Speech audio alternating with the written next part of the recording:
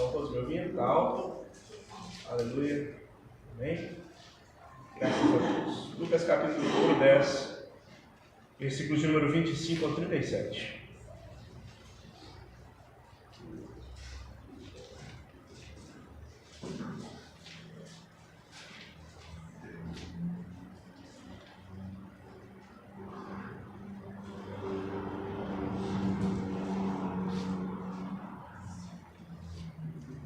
Graças a Deus. Todos acharam?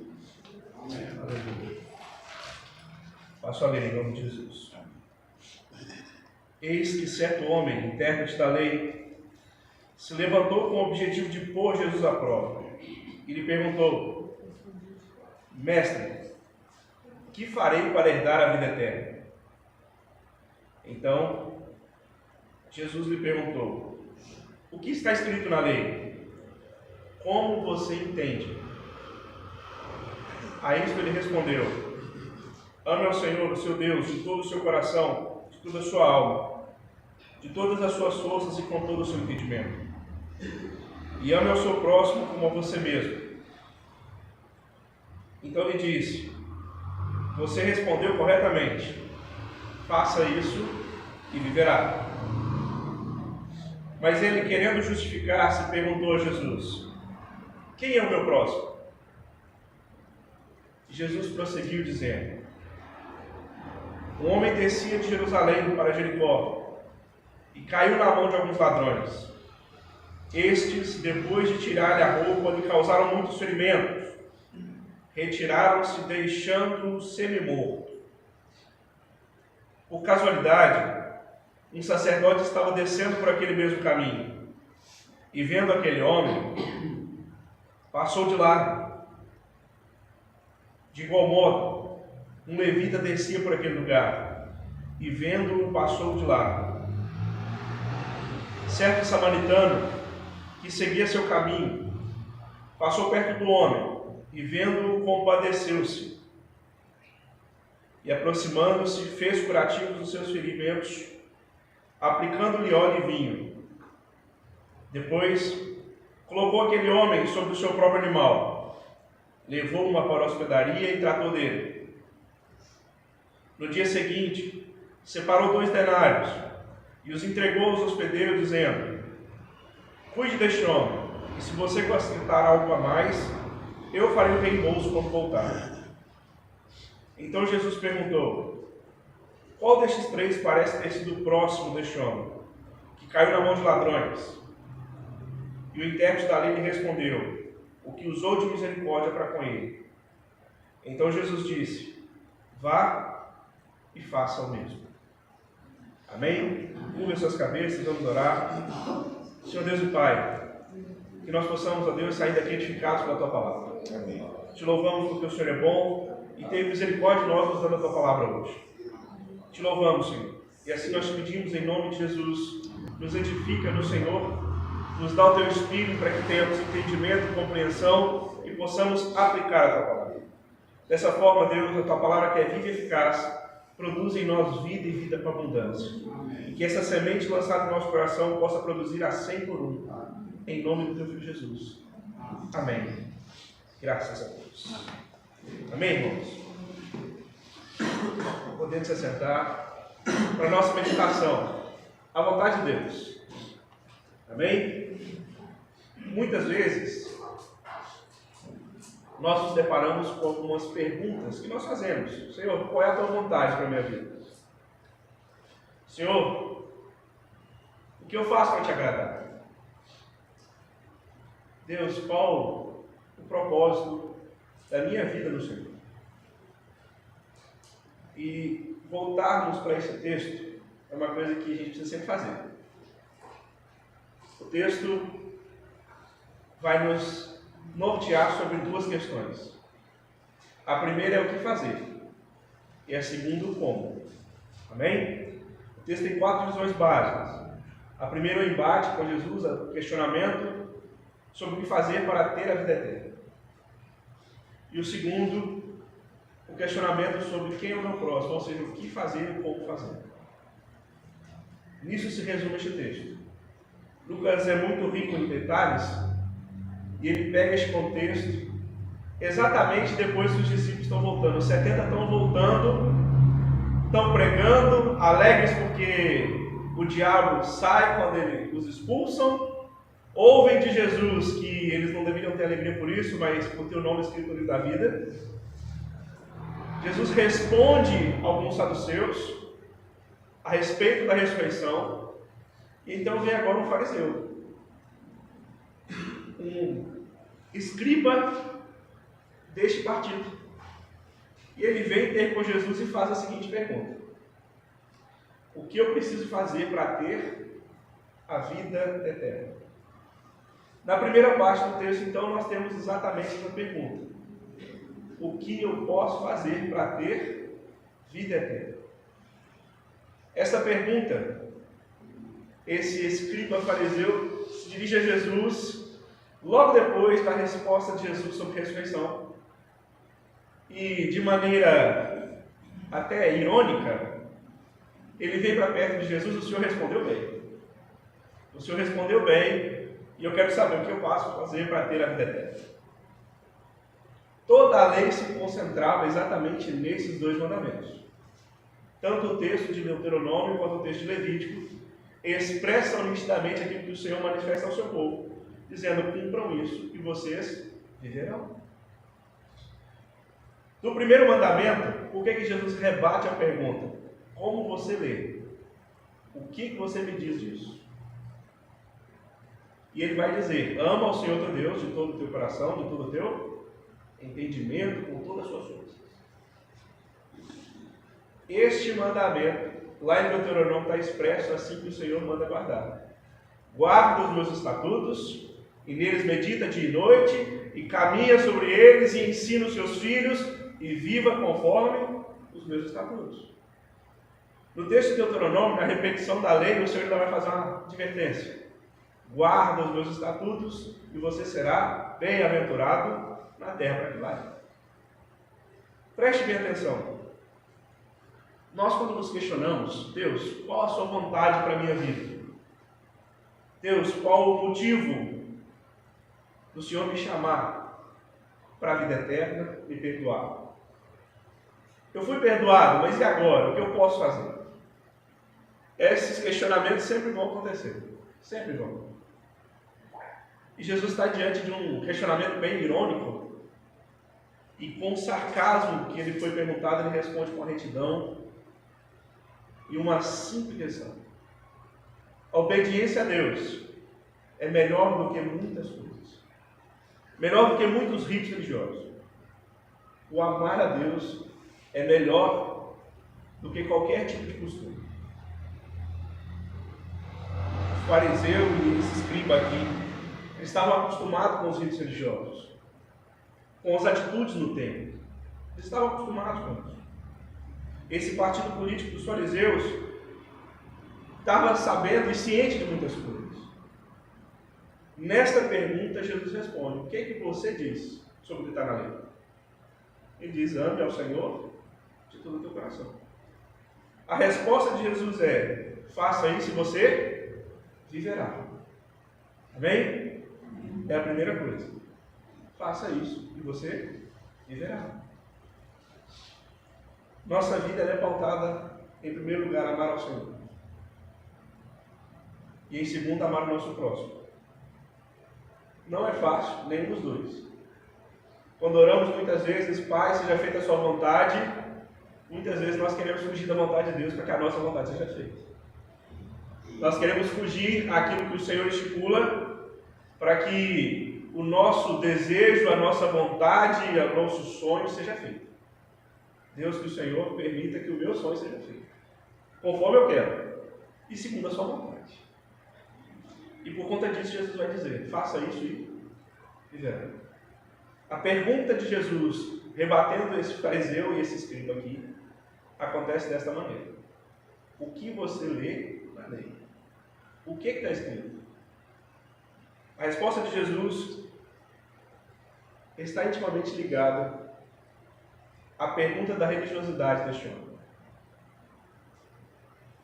Tiago vai trazer, ao escrever sua carta, ele diz: a religião verdadeira consiste em amar a Deus cuidar das pessoas, zelar por aqueles que têm necessidade. Por isso, Jesus, logo em seguida, vai trazer essa parábola. A parábola do bom samaritano. Perceba a primeira coisa que entra em contraste. Jesus ele dá um exemplo e pega alguém, como disse alguns domingos atrás, um samaritano que era mal visto pelos judeus.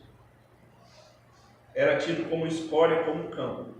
Pessoa sem valor nenhum. Ele pega aquele sem valor que fez isso, esse foi o próximo. Neste princípio, nós vemos esse desenrolar para que Jesus venha nos ensinar duas coisas. O salmista escreve lá no Salmo 51. O Senhor não quer sacrifícios nem ofertas, mas um coração contrito e quebrantado. Muitas vezes, quando nós perguntamos a Deus, Senhor, qual o sentido da minha vida? Por que o Senhor me chamou? Nos esquecemos que a conexão com Ele depende também que nós sejamos dispostos ao nosso próximo. Essa disposição envolve amar a Deus. Como nós amaremos a Deus se não amamos o nosso próximo? Como cumpriremos a vontade do Senhor sem enxergar ao nosso redor? Quando estamos diante desse texto, essa narrativa vai culminar com a frase de Jesus dizendo: vá e faça o mesmo. Por incrível que pareça, em muitos períodos, Israel se esqueceu da misericórdia que ele devia ter pelos povos. Deus chama Israel e fala: eu te constituí como meu povo, para que vocês sejam luz das nações. E eles se esqueciam disso. Esqueciam-se muitas vezes de cuidar, esqueciam de exercer misericórdia, e essas coisas levaram a um legalismo gigante em Israel. A lei diz isso, e os escribas e os fariseus eram repreendidos por Jesus por diversas vezes, por colocar pesos pesados sobre a lei, mas eles não gostavam. Os ritos religiosos e a preocupação com celebrações, festas, com rituais de purificação e tantas outras coisas, fizeram aquele povo se esquecer que a misericórdia de Deus não somente estava neles, mas era através deles. Queridos, essa parábola nos ensina três coisas. A primeira, se nós estamos exercendo a nossa religiosidade, e quando digo não é de maneira pejorativa, preocupados com costumes, ritos, com tantas coisas, e nos esquecemos de amar a Deus por meio de amar o nosso próximo, nós estamos tendo uma religião vazia. Fazemos a mesma coisa que os pagãos. E eu preciso lembrar a palavra aqui. Moody, quando está comentando sobre exatamente a parábola do bom samaritano, ele diz: esta é uma parábola que põe todo cristão em xeque. Porque muitas vezes nós perguntamos: Senhor, o que fazer? Senhor, como fazer? E elaboramos planos, segundo Moody. Elaboramos coisas gigantescas, mas esquecemos que servir a Deus é de maneira simples. E por conta disso, levar o Evangelho é tão simples. Não estou falando que é fácil, estou falando que é simples. E essa simplicidade, muitas vezes, é tomada por eu tenho que fazer isso, fazer aquilo, edificar desta forma, apresentar diante de Deus sacrifício. Porque nós somos levados muitas vezes pelo nosso coração enganoso, que quer construir em si mesmo, como diz Bonhoeffer, buscando uma graça barata para que nós possamos diante de Deus nos justificar. O texto vai dizer que esse escriba chegou-se diante de Jesus com o intuito de se justificar. Quem é o meu próximo? Para quem eu preciso fazer isso?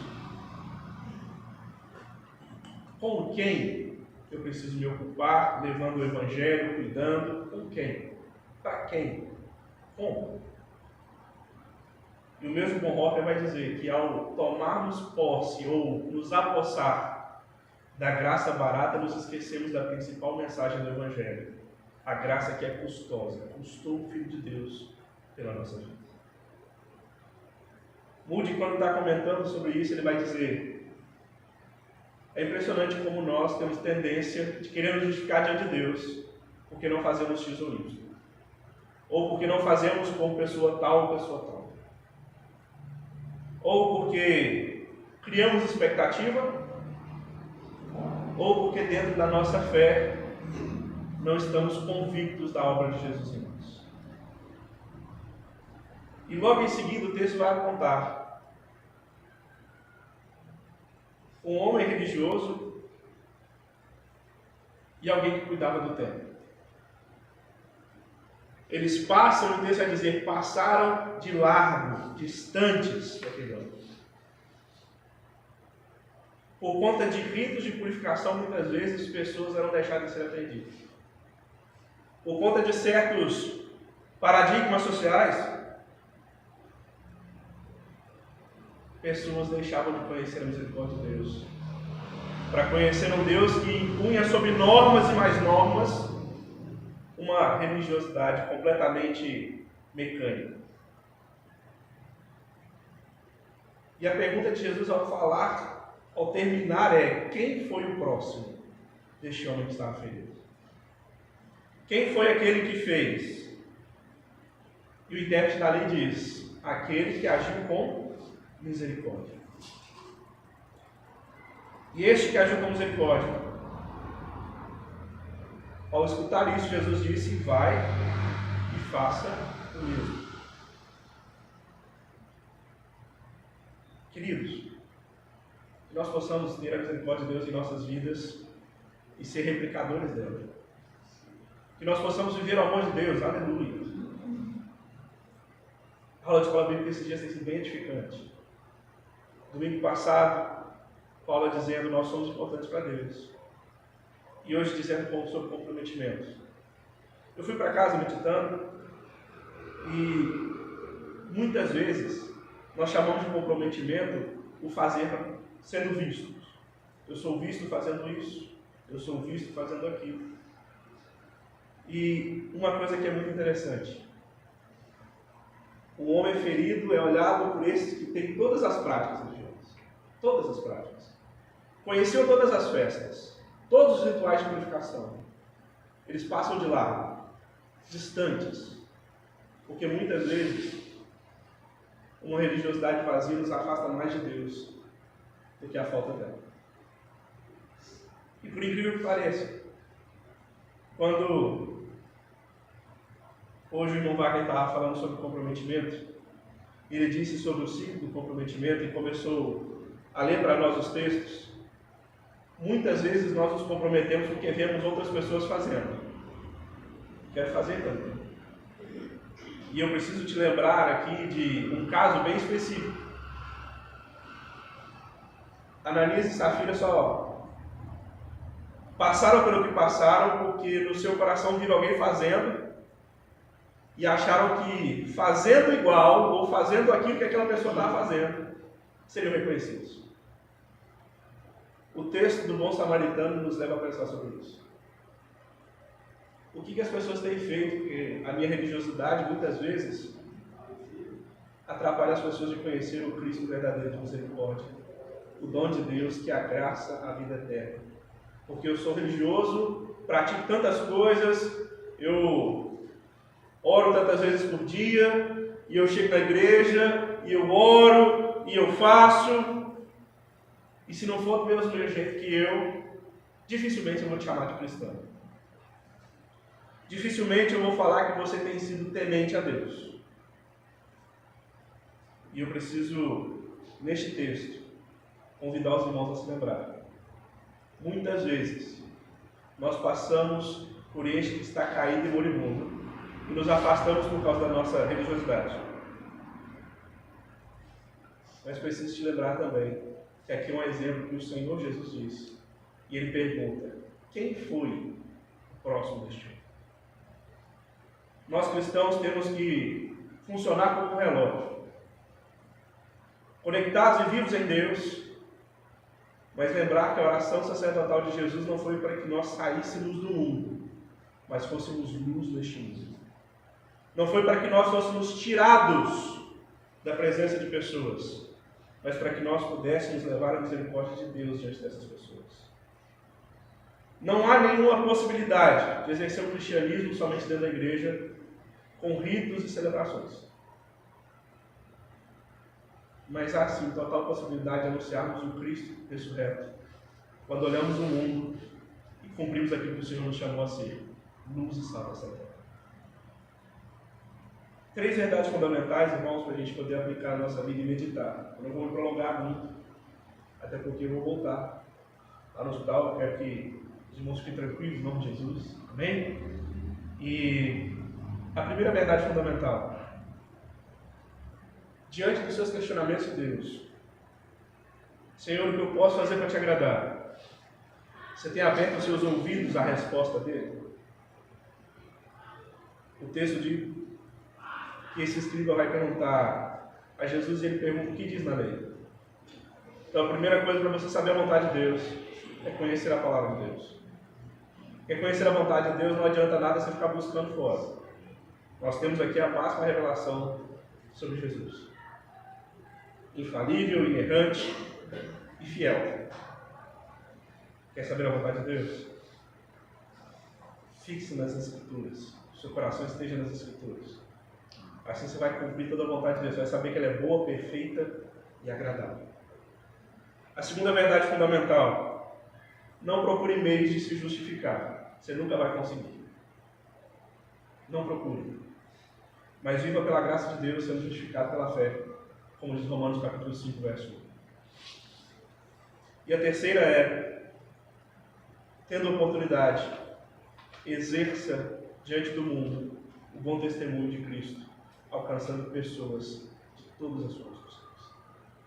Com amor, com misericórdia, com cuidado, com empréstimos e com serviço.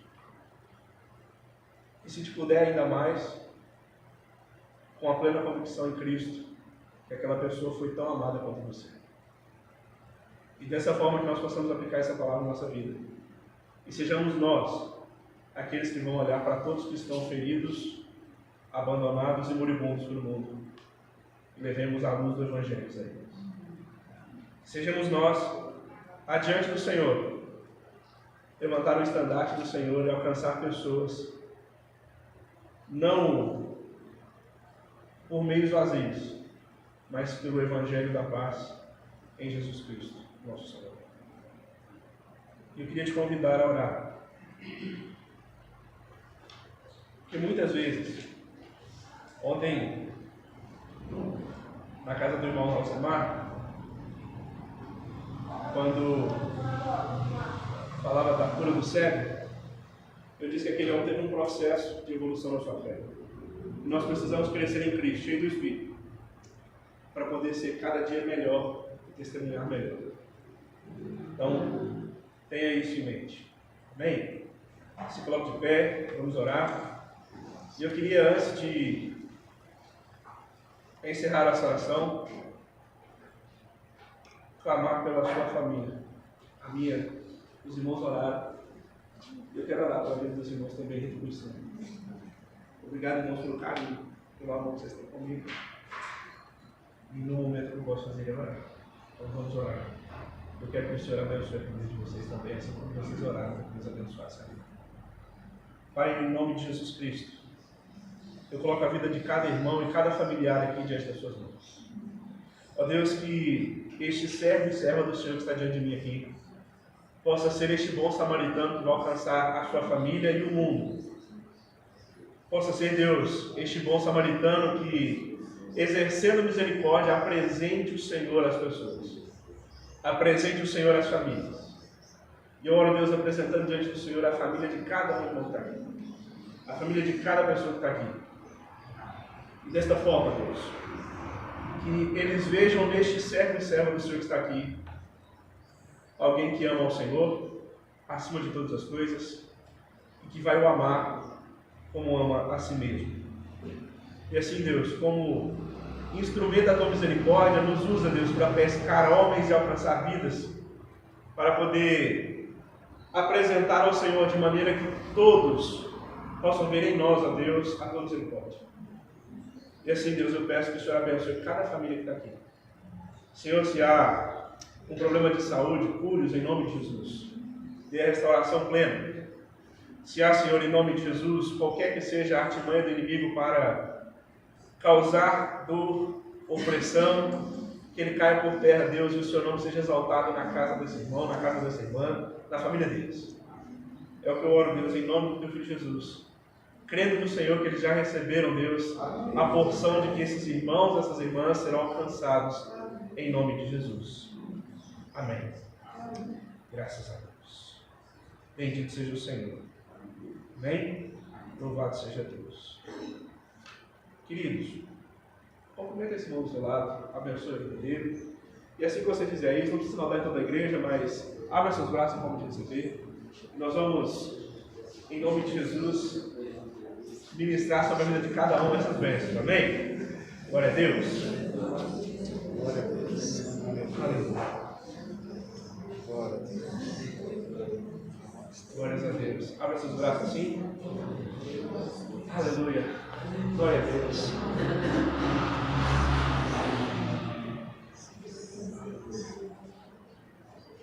Pastor Jaime, o senhor quer dar um recado? Quer dar um recado? Amém. Glória a Deus. Abra seus braços assim, forma de receber. Que a graça de Deus Pai, o amor de Deus Filho e as doces consolações do Espírito Santo estejam na sua vida, não só hoje, mas para todo sempre. O Senhor te abençoe, te guarde, Ele te livre do mal, faça resplandecer sobre ti o rosto e Ele te dê a paz. Amém. Faça que você de todo entendimento. Amém? Glória a Deus. Jesus te abençoe. Paz, queridos. Aqui é o pastor Jair Brandão Damasceno. Espero que essa mensagem tenha edificado o seu coração. Considere se inscrever, deixa seu like, pode colocar seu comentário e compartilhe esse vídeo para que chegue a muitos. Se inscreve no canal. Grande abraço. Me segue nas redes sociais para a gente bater um papo sobre Jesus.